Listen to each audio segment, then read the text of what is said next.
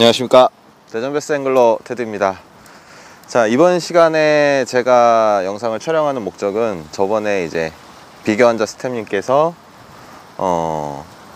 Q&A를 좀 게시글로 해서 좀 받았죠. 그래서 그 게시글에 대해서 좀 뭔가 몇 가지 답변을 좀 드리고자 이렇게 추가 영상 촬영을 하게 됐습니다.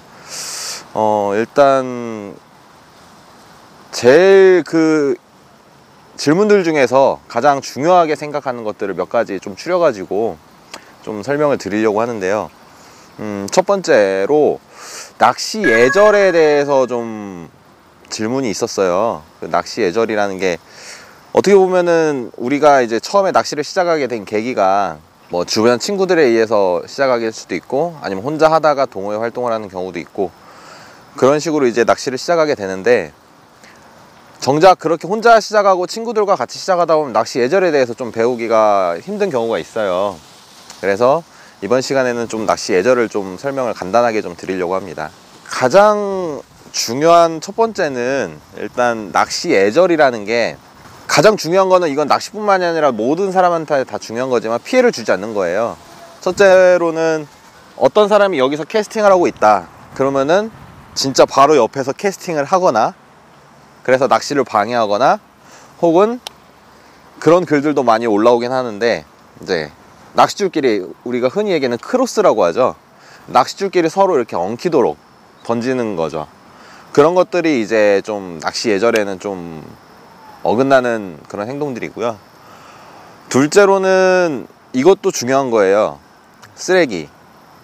우리가 이제 흔히 낚시를 하다 보면은 뭐 원봉지라든지 아니면 하드베이트 껍데기라든지, 그리고 뭐 담배라든지, 그 다음에 뭐 군것질을 하게 되면 군것질 거리, 그런 것들이 이제 쓰레기로 발생을 하게 되는데, 그런 것들을 이제 많이 버리게 돼요. 특히 낚싯줄을 가장 많이 필드에다 버리고 오거든요. 그래서 낚싯줄 같은 경우가 이제 문제가 되는 게, 일단 어민들이 좀 많이 싫어해요, 그런 것들 때문에. 그리고 그 낚싯줄에 바늘이 달려있는 경우에 가끔 야생동물들이 그런 바늘에 끼어가지고 뭐 다치거나 혹은 심하면 죽는 경우까지 생기거든요. 그래서 그런 부분에 있어서 낚싯줄은 좀 회수해서 집에 가져가서 버리거나, 아니면은 낚시방에 이렇게 버리거나, 이런 방법으로 좀 낚싯줄은 좀 처리를 했으면 좋겠습니다. 그리고 추가적으로 우리가 낚시 예절이라고 한다면은 뭐 크게 워킹과 보팅에 있어서 좀 낚시 예절을 좀 나눌 수가 있을 것 같긴 해요. 그 중에서 이제 대부분의 워킹족들은 보통 제가 처음에 말씀드린 크로스 내거나, 아니면은 뭐 주변에서 너무 이제 비흡연자도 있는데 이제 흡연자가 옆에서 담배를 핀다든지, 모르는 사람이 옆에서, 그런 경우 이제 비흡연자는 상당히 이제 불쾌할 수 있거든요. 그런 것들과 아니면 크로스를 내는 것, 이런 것들만 좀 조심을 한다면 워킹족 사이에서는 크게 이제 문제가 발생하지는 않는데요. 이제 보트를 타시는 경우, 이제 보팅족 같은 경우가 좀 문제가 발생을 해요. 보팅족 같은 경우는 이제 우리 카페에도 보트를 이제 벨리보트라든지 아니면은 뭐 기타 다른 보트를 타시는 분들이 있으시겠지만, 보팅족은 보통 이제 워킹족이 있는, 이제 워킹족이 낼 수 있는 비거리들, 뭐 일반적으로 한 50m 내외 정도까지는 좀 접근을 안 하시는 게 그래도 이제 워킹 하시는 분들에 대한 최소한의 예의는 아닐까. 이 보팅 낚시 같은 경우가 이제 되게 자연스럽고 좋아. 보팅 낚시 같은 경우가 이제 아무래도 워킹보다는 포인트 접근성이라든지 아니면은 뭐 본인의 능력에 따라서 조과도 월등히 좋을 수 있기 때문에 최소한의 워킹, 이제 걸어 다니면서 이제 도보 낚시를 하시는 분들한테 최소한의 예의로서 도보 낚시 하시는 분들에게는 뭐 방해가 되지 않도록 최대한 좀 배려를 할 수 있었으면 좋겠고요. 그 외에 좀 불가피하게 이제 좀 지나가야 한다 그러면 좀 미리 양해를 좀 구하고, 뭐 워킹 하시는 구간 이제 거리 안에서 좀 지나간다든지 그렇게 하는 것이 좋을 것 같습니다. 그 다음 이제 좀 많이 올라온 질문 중에 하나가 포인트 선정이에요. 포인트 선정. 우리가 낚시를 하는 게 이제 대전 지역 같은 경우는 뭐 가장 접근성이 좋은 이 갑천이라든지 혹은 이제 뭐 대청이라든지 아니면 방동저수지, 뭐 탑정저수지, 주변에 여러 가지 필드들이 있어요. 크게 강계와 저수지 그리고 댐권으로 나눌 수가 있는데, 일반적으로 지금 우리가 있는 이 대전에 흐르고 있는 이 갑천 같은 경우는 정말 좋은 포인트들이 많아요. 우리가 이렇게 늘상 지나다니고 익숙해 있어서 잘 모르는 경우가 많은데, 갑천만 해도 충분히 좋은 포인트들이 많거든요. 일단 이 가수원교 같은 경우는 이렇게 물가 주변으로 이렇게 풀들이 자라 있고요. 그리고 중간중간에 마름이 형성이 돼 있어요. 그리고 저쪽에 보면 다리로 돼서 스트럭처가 이제 구성이 돼 있고요. 지금은 흐르진 않지만 지금 이 촬영하는 곳 바로 오른쪽에 세물류 입구가 있어요. 지금은 비가 많이 안 와서 물이 따로 흐르진 않고 있는데, 이런 것들이 지금 많이 산재되어 있는 곳이 갑천이거든요. 그래서 이 포인트를 우리가 공략을 어떻게 해야 되느냐, 그거에 대해서 이제 좀 간략하게 좀 설명을 드리겠습니다. 첫 번째로 지금 이렇게 강계 같은 경우 많은 이제 연안가에 이제 풀들이 많이 자라 있어요. 이 풀들 보통 이제 우리가 낚시터에 진입을 하게 되면 일단 뚜벅뚜벅 걸어오죠. 그래서 일단 무조건 캐스팅부터 해요. 그래서 긁죠. 근데 이 많은 이제 프로분들이나 고수분들 그리고 아마추어 고수분들이 한 목소리로 하는 이야기가 있어요. 처음에 왔을 때 좀 물가에서 좀 떨어져서 연안 쪽부터 한번 공략을 해보시라는 거예요. 연안 쪽부터 공략을 하는데, 지금 제가 이번에 공략할 곳은 이렇게 부들이 있고요. 그 다음에 뭐 이 앞에 뭐 풀이 있네요. 네, 이 앞을 조용히 공략해 보는 거예요. 이런 식으로 피칭으로. 그 포인트가 되는 곳들은 보통 베스가 은신할 수 있는 곳, 그 다음에 좀 의지할 수 있는 곳, 그런 것들이 이제 대부분 포인트가 돼요. 그렇기 때문에 지금 이렇게 물가와 땅의 경계선, 그곳에 풀이 자라 있다면 그곳은 충분히 포인트가 될 소지가 높습니다. 그래서 그런 곳들을 이렇게 한 번씩 들어갈 때마다, 들어가기 전에 한 번씩 이런 식으로 피칭으로 가볍게 해서 좀 공략을 해보는 것도 바이트의 확률을 좀 높일 수 있을 그런 전략 중에 하나라고 생각합니다.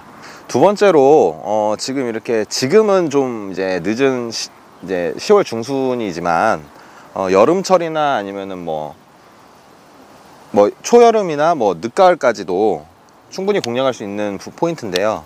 지금 저쪽에 보시면 마름이 작게 형성이 돼 있어요. 뭐 이제 필드에 따라서 다르겠지만 마름이 전 수면을 덮고 있는 경우도 있을 수 있고, 지금 이 포인트처럼 저렇게 작게 마름이 형성이 되어 있는 경우가 있어요. 지금 저런 경우에도 충분히 런커급의 베스가 은신을 하고 있을 가능성도 있고, 물론 작은 베스가 은신하고 있을 가능성도 있습니다. 그래서 지금 저 거리가 뭐 대략적으로 한 10m 정도 되는데, 저 정도 거리는 뭐 가볍게 캐스팅을 해서 마름보다 약간 뒤쪽으로 캐스팅을 해서 끌고 오면서 이제 마름 위든 옆이든 베스가 공격을 할 수 있도록 유도를 하는 게 좋겠죠. 그래서 저 같은 경우는 이렇게 약간 옆으로 캐스팅을 해서 끌고 오는 방법을 택할 거예요. 왜냐? 지금 제가 하고 있는 그 채비가 프리리그거든요. 그래서 저 마름을 직접적으로 위로 공략을 하는 거는 걸릴 위험성이 크죠. 그래서 약간 왼쪽으로 캐스팅을 해서 이렇게 호핑이라든지 혹은 드래깅의 방법으로 이제 베스의 입질을 유도를 할 거예요. 이런 식으로 유도를 하는 방법이 이제 두 번째 필드를 공략하는 방법이 되겠습니다.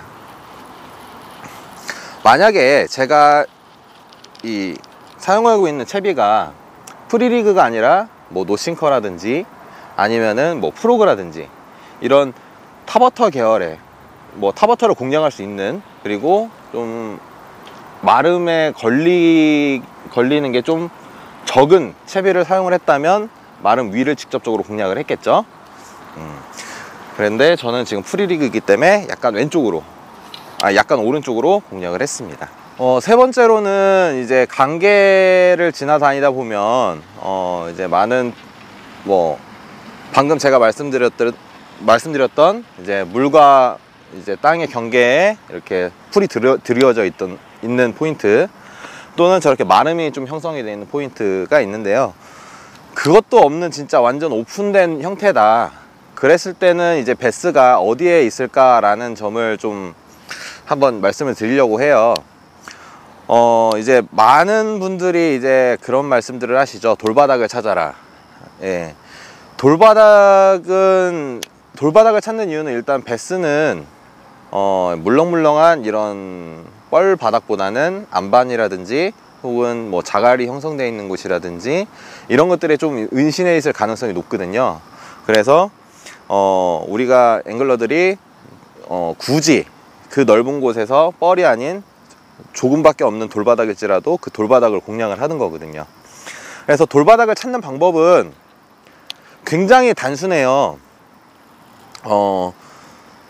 만약에 강이 좀 메말라 있을 때 미리 눈으로 직접 보는 것, 혹은 저수지가 메말라 있을 때, 혹은 그 댐의 수위가 좀 많이 낮아져 있을 때, 그럴 때 좀 보는 방법이 있고요.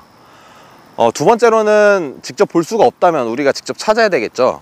찾는 방법을 일단 간단하게 설명을 드리겠습니다. 일단 제가 채비를 던졌는데요. 돌바닥을 찾을 때는 우리가 프리리그를 제일 많이 사용하기가 편해요. 그리고 프리리그의 그 추가 좀 무거울수록, 혹은 텅스텐 싱커를 쓸수록 찾기가 편하고요. 근데 저는 지금 이제 로드가 라이트대에다가 장비가 이제 좀 약한 장비다 보니까 지금 1호 봉돌을 쓰고 있습니다. 그래서 이렇게 천천히 드래깅을 옆으로 하다 보면은 지금 그냥 천천히 오다가 한 번씩 초리대를 보시면 이렇게 걸려서 툭툭 하는 경우가 있어요. 그때 자기 손끝의 느낌을 느끼시면 뭔가 딱딱한, 뭔가 툭툭 치는 듯한, 지금 이렇게 걸려 있죠. 지금 돌을 타고 넘어왔고요.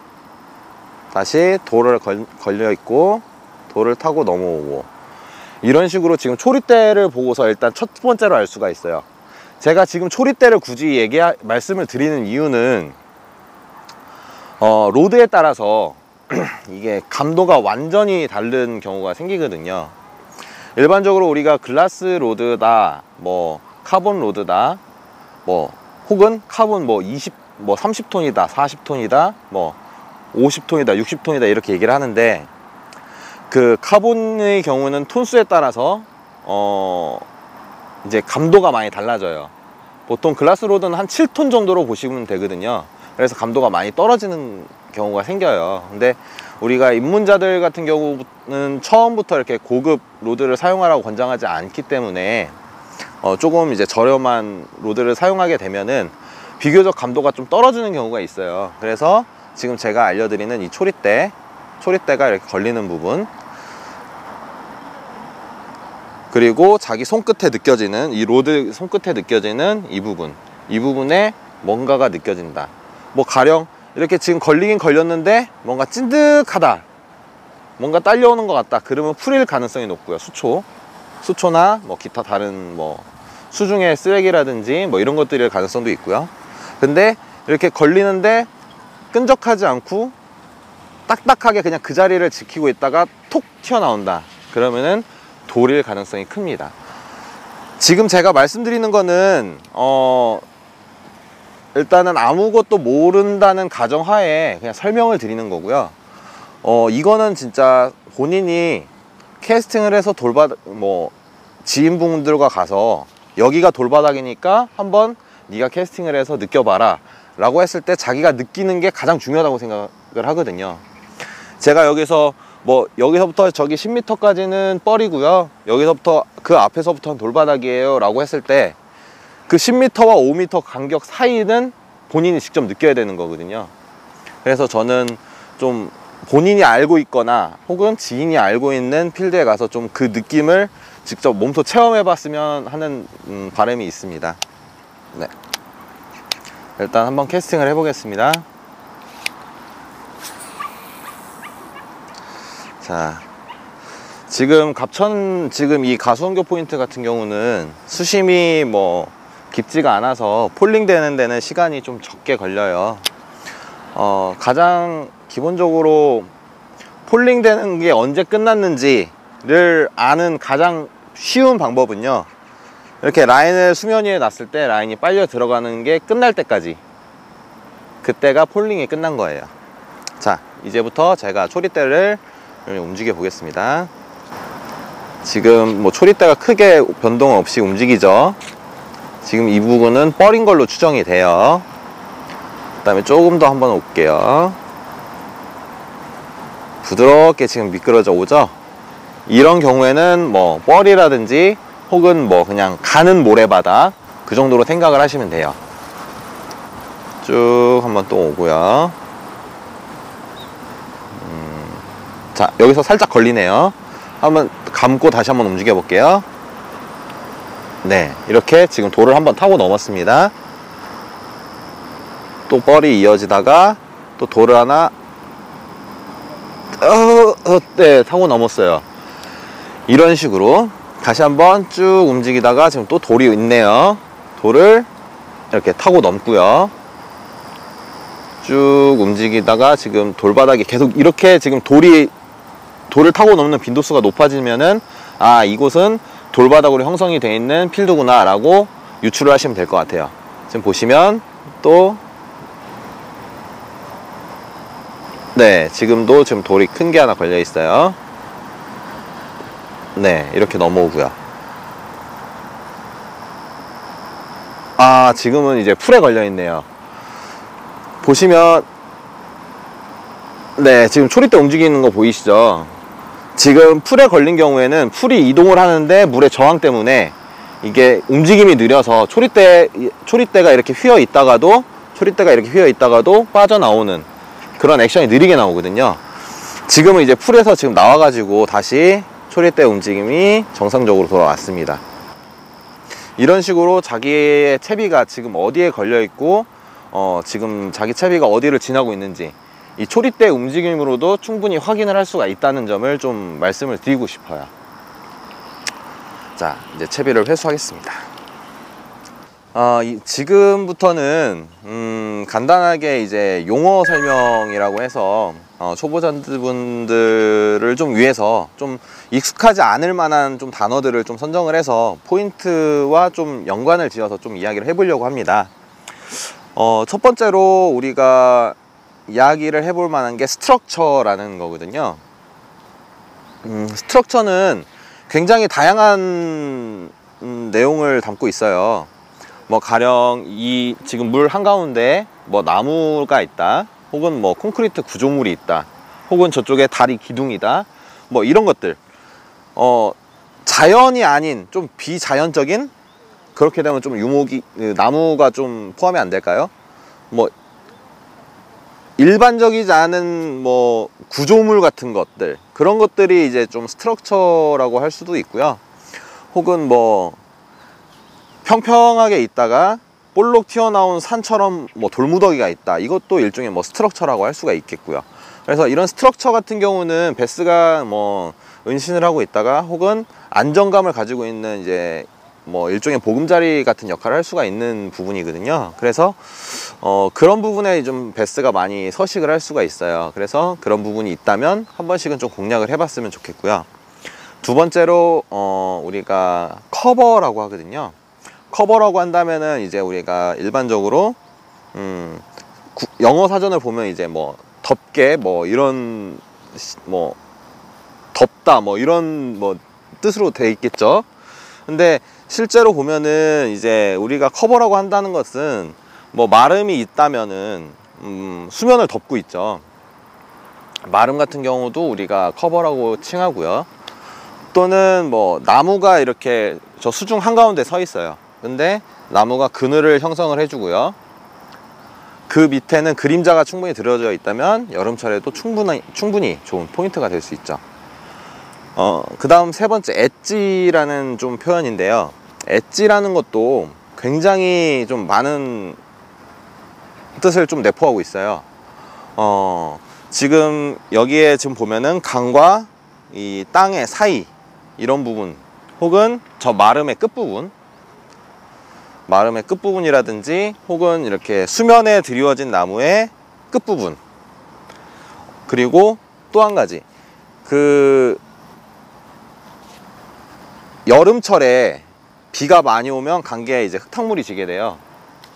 흙탕물이 지는데 그 와중에 새물, 맑은 물이 들어오는 부분, 그런 부분을 보면은 새물과 맑은 물이 경계가 되는 부분이 있어요. 그런 부분도 우리가 엣지라는 표현을 씁니다. 그래서 어떠한 뭐 변화가 시작되는 부분, 혹은 어둡다가 밝거나 밝다가 어둡거나, 혹은 맑은 물과 흙탕물, 그 다음에 땅과 물, 뭐 마름과 일반 물, 뭐 이런 식으로 변화가 생기는 부분을 우리가 흔히들 엣지라고 해요.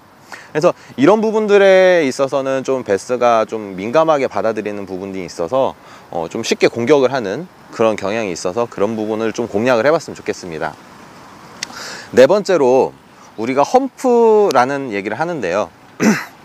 험프란 뭐냐, 강 같은 경우에 쉽게 생길 수 있는 험프가 이제 뭐 물골이라든지, 혹은 뭐 강 주변으로 뭐 그 흙을 그 뭐라고 하지? 강 주변으로 그 땅 파는 거? 골재채취. 그 다음으로 이야기 드릴 게 험프인데요. 험프는 지금 이런 강계 같은 경우에는 뭐 최근에 뭐 있었던 뭐 4대강 사업이라든지 뭐 그런 뭐 그 다음에 뭐 환경조성공사라든지 뭐 이러한 것들, 인위적으로 공사를 하게 되면 포크레인으로 땅을 파고 뭐 이런 식으로 이제 강에서 이제 공사를 시작하죠. 만약에 그것들이 뭐 평탄 작업을 하지 않고 그대로 공사가 끝났다면 구더기가 파져 있는 부분, 뭐 높낮이가 이렇게 순식간에 바뀌는 부분이 생기겠죠. 이런 부분, 혹은 뭐 과거에는 이곳이 집터였는데 물길이 바뀌어서 이 부분이 뭐 지금은 강이 되었다. 그러면은 그 옛날 집터 부분, 이런 경우는 보통 댐에 많이 이제 존재를 하는데요. 이런 부분도 우리가 넓은 범위로 보면 험프라고 할 수가 있고요. 그리고 가장 중요한 거, 브레이크 라인이죠. 브레이크 라인은 일단 용어적인 부분에서 접근을 하게 되면 수심이 10m 짜리가 있고 1m 짜리가 있어요. 이 부분을 이어주는, 그러니까 10m와 1m가 이어지는 부분. 근데 이 부분이 이렇게 먼 곳이 아니라 이렇게 짧은 곳이라면 급경사를 이루겠죠. 이렇게 그 경사면이 이렇게 급하게 바뀌는 곳들, 그래서 수심이 급경사로 인해서 급하게 바뀌는 곳들을 우리가 브레이크 라인이라는 용어를 써요. 그래서 브레이크 라인 같은 경우는 보통 이제 강의 물골 같은 경우에는 평상시 이제 좀 이렇게 풍부한 수량을 가지고 있을 때는 이렇게 안 보이다가 강이 가물게 되면 점점 뭐 뻘이 드러난다든지, 그럼에도 불구하고 분명히 물이 흐르는 곳이 좁게라도 있어요. 그런 부분을 우리가 물골이라고 하거든요. 그렇게 좀 가물었을 때 물이 흐른다 라고 한다면 그 부분은 분명히 다른 곳보다는 깊은 곳이에요.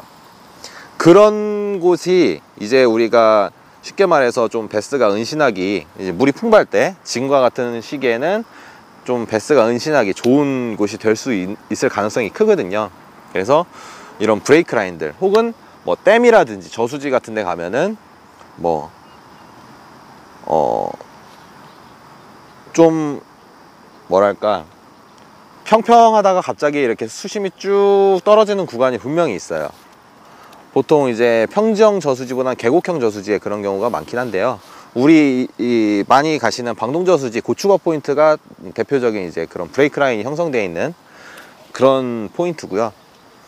그래서 우리가 끌고 오다 보면 점점 걸리는 데가 있어요. 걸리는 부분이 이제 브레이크 라인이 형성되어 있는 그런 부분이고요. 나중에 이제 방동저수지가 물이 이제 빠지게 되면 한 번쯤 그 지형을 보시면, 아, 이런 것도 브레이크 라인이 될 수 있구나 라는 것을 좀 느끼실 수 있을 겁니다. 그래서 이러한 뭐 제가 지금까지 말씀드렸던 뭐 험프, 엣지, 커버, 그 다음에 브레이크 라인, 기타 등등 여러 가지 제가 이제 뭐 말씀을 드렸는데요. 이 부분에 대해서 좀 어떤 채비를 써야 될까요? 라는 질문이 있었어요. 그래서 제가 이 질문에 대한 답을 어떻게 드릴까라고 고민을 하다가 내린 결론은 답이 없다예요. 왜 그러냐 하면 제가 지금 만약에 저 마름을 공략을 한다 하면은 저 마름을 프리릭으로 엣지를 공략할 수도 있고요. 그 다음에 프로그로 타버터를 공략할 수도 있어요. 그래서 한 가지 그 포인트를 가지고 여러 가지 채비를 사용할 수 있기 때문에 어떠한 채비로 해야지만 뭐 베스를 잡아낼 수 있다, 이런 거는 사실 취미에선 존재하지 않다고 생각을 하거든요, 저 개인적으로는. 그래서 이 질문에 대한 답은 답이 없다라고 제가 좀 말씀을 드리고 싶어요. 네. 그러면 만약에 저런 그러니까 질문의 엣지 포인트 공략하면 제일 자신 있는 채비가 뭐예요? 저 같은 경우에 채비 같은 경우에 저 같은 경우에는 제일 자신 있는 거? 제일 이제 딱 마름 엣지 딱 보면 난 이거 먼저 던진다. 이거 먼저 던진다? 노싱커입니다. 아, 노싱커. 예, 노싱커로 먼저 좀 공략을 해볼 것 같아요. 저도 노싱커 던질 거예요. 예.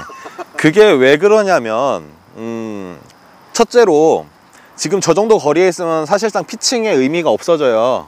그렇기 때문에 어차피 캐스팅을 해야 되는데, 캐스팅을 해서 우리가 저 마름을 넘겨서 분명히 캐스팅을 하겠죠. 마름을 넘겨서 캐스팅을 해가지고 릴링을 하면서 마름 위를 직접 공략할 수 있지만, 저 같은 경우는 방금 말씀하신 대로 엣지를 먼저 공략을 해요. 마름보다는, 직접적인 마름보다는 엣지 부분을 먼저 공략을 해요. 그랬을 때 아무래도 좀 바이트 확률이 높았고요. 바이트를 받았을 때 훅세 확률도 좀 높았던 것 같아요. 아무래도 마름을 뚫고 베스가 입질하는 것보다는 엣지 부분에서 입질을 했기 때문에 좀 입질의 확률이 좀 높았던 것 같고요. 저렇게 소규모 마름 같은 경우는 그렇게 저 같은 경우는 공략을 하겠고요. 만약에 진짜 뭐 온 필드가 다 덮여 있다, 예, 그렇다면은 뭐 프로그나 버징을 통해서 공략을 했겠죠. 네. 그 다음으로 질문 중에 캐스팅 자세나 뭐 포인트 이동 시점 이런 것들에 대한 질문이 있었는데요. 저 같은 경우는 항상 제 주변 분들한테 그런 식으로 얘기를 해요. 낚시에는 답이 없다고 얘기를 하거든요. 낚시뿐만이 아니라 모든 취미생활에는 답이 없다고 생각을 합니다. 그냥 간단하게 제 이야기를 간단하게 해보면, 저 같은 경우는 지금 또 다른 취미생활로 물고기를 키우고 있어요. 근데 똑같은 어항과 똑같은 여과기 그리고 똑같은 생물을 같이 각각의 집에 가져가서 키우는데, 어떤 사람은 죽고 어떤 사람은 고기가 잘 살아요. 정말 똑같이 했는데도 그런 차이가 나타나거든요. 제가 이 이야기를 왜 드리냐, 어떤 사람은 캐스팅을 진짜 정투로 정자세로 배운 대로 우리가 로드를 뒤를 잡고,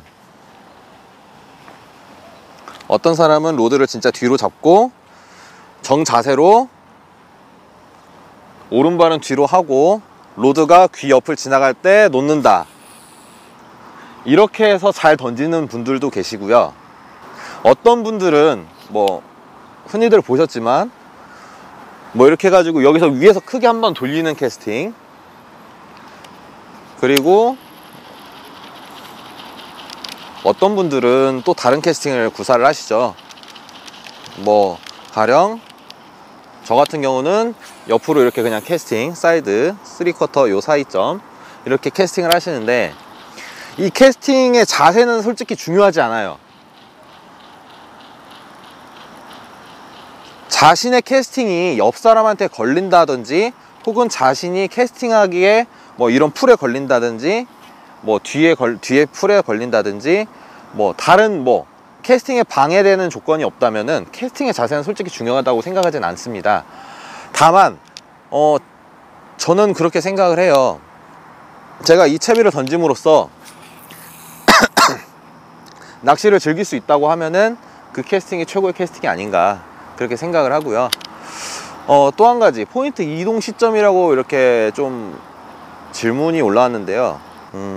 그 부분에 대해서는 좀 답이 없다고 생각을 하고, 자신의 의견이 굉장히 중요하다고 생각을 하는데, 그 이유 중에 하나가 베스라는 이제 우리가 어종이나 뭐 모든 어종이 마찬가지겠지만 어떤 분이 예를 들어 지금 이 자리에 어제 베스를 30마리를 잡았으니까 오늘 네가 가서 잡아봐 라고 얘기를 해줬어요. 그래서 제가 오늘 와가지고 캐스팅을 100번을 했죠. 100번을 하는 동안 한 번도 입질을 못 받았어요. 근데 때마침 어떤 다른 분이 1시간 후에 이 자리에 와서 베스를 잡기 시작하는데 연속으로 막 10마리, 15마리가 나왔어요. 그러면 제가 포인트 이동을 잘못한 걸까요? 그거에 대한 답은 솔직히 없다고 생각을 해요. 포인트 이동 시점이라는 게 자신이 믿음이 있으면 그 포인트에서 1시간을 뭐 던졌는데도 입질이 없었어요. 그런데 자신이 그 포인트에 대한 믿음이 있다고 하면은 계속 던져보는 것도 나쁘진 않다고 생각을 하고요. 혹은 믿음이 없다, 다른 사람이 와서 여기서 100마리를 잡든 200마리를 잡든 난 이 포인트에 대한 믿음이 없다, 그러면 이동을 하시는 게 맞는 답이라고 생각합니다.